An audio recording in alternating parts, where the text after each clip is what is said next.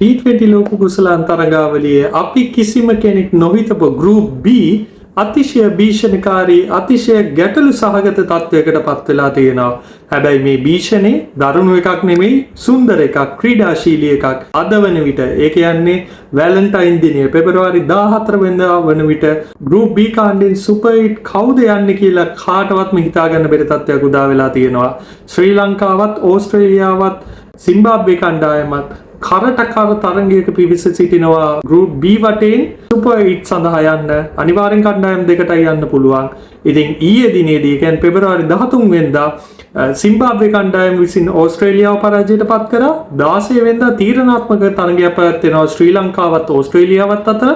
අනිවාර්යයෙන්ම ශ්‍රී ලංකා කණ්ඩායම ජයග්‍රහණය කරොත් ඕස්ට්‍රේලියාව නිසක වශයෙන්ම ලෝක කුසලාන් තරගාවලියෙන් ඉවත් වෙන්න 80%ක විතර සම්භාවිතාවයක් තියෙනවා.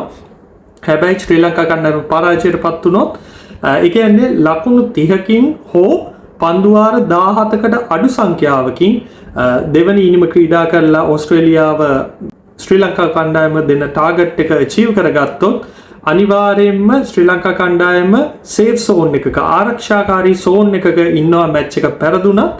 ඉතින් ඊට පස්සේ ශ්‍රී ලංකාවට අනිවාර්යයෙන්ම සිම්බාබ්වේ කණ්ඩායම පරාජය කරන්න සිද්ධ වෙනවා සුපර් 8 වටේට යන්න බැරි වෙලාවකත් ඕස්ට්‍රේලියාවට ශ්‍රී ලංකාව පෙරදුනොත්. ඉතින් මේක තමයි සරල සමීකරණය.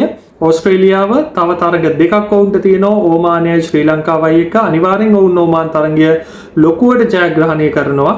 ඒ අනුව ශ්‍රී ලංකා තරගය ඉතාමත් තීරණාත්මකයි. 17 වෙනිදා තියෙනවා අයර්ලන්තයත් සිම්බාබ්වේ කණ්ඩායමත් අතර තරගය.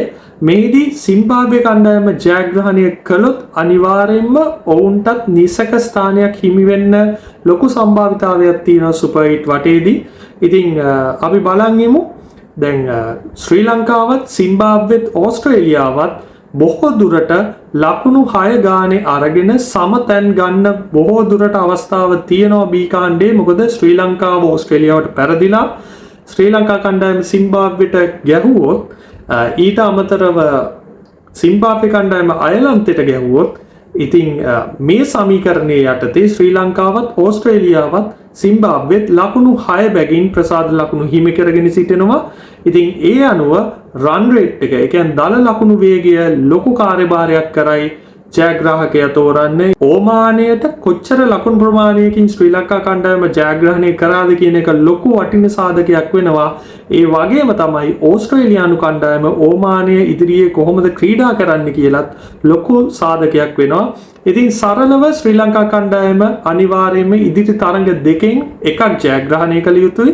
එකක් පරාජයට පත්වුවත් කමන්නේ. හැබැයි ලකුණු 30කට 40කට නොවැඩි සංඛ්‍යාවකින් හෝ පන්දුවාර 16කින් 17කින් නොවැඩි සංඛ්‍යාවකින් තමයි අපි පරාජයට පත් වෙන්න ඕනේ ජයග්‍රහණය කරොත් සුපිරි.